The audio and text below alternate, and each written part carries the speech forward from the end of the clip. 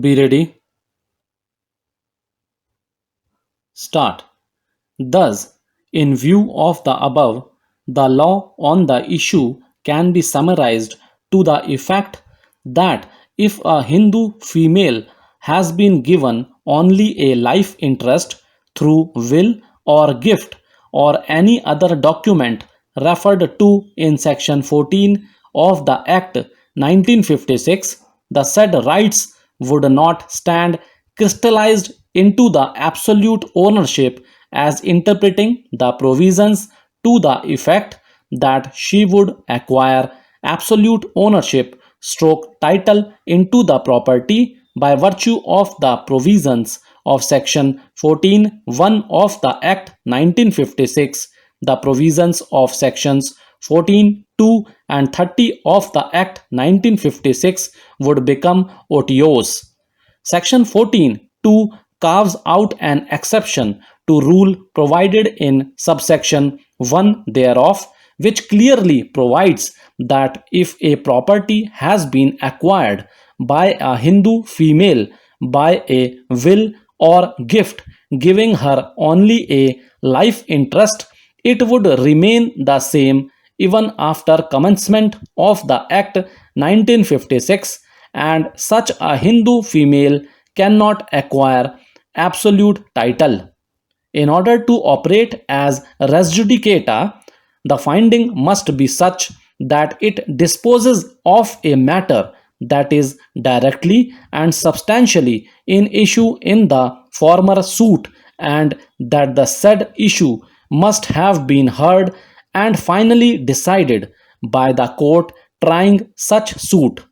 A matter which is collaterally or incidentally in issue for the purpose of deciding a matter which is directly in issue in the case cannot be made the basis for a plea of res judicata.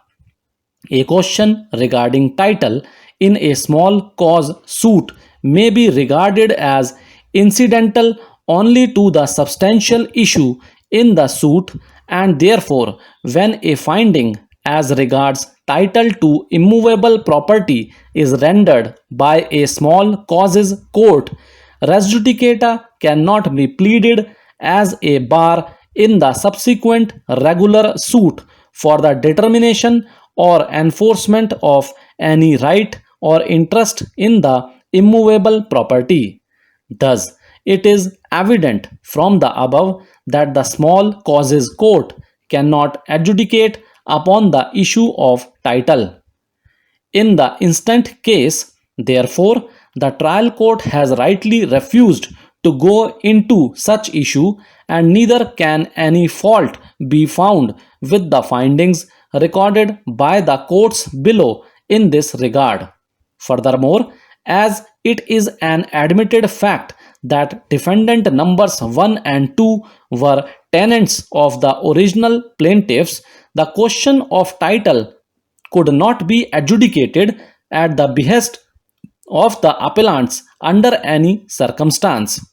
This court cannot determine the question relating to proprietary right stroke ownership of the parties. On this point, this court has limited jurisdiction to decide as to whether there exists the relationship of house owner and tenants in between the parties or not. As per the judgment passed by the competent court, had the right in the disputed property during her lifetime only. She had no right or authority to sell or transfer the disputed property. This court is bound to accept the aforesaid conclusion. We are not inclined to enter into the controversy regarding Section 34 of the Specific Relief Act 1963, as it has been submitted that the remedy of declaration envisaged by the said provisions is not exhaustive, and that there can be a declaration even outside the scope of the said Section 34.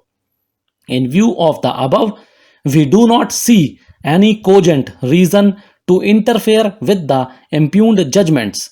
The appeal lacks merit and is accordingly dismissed. Thank you.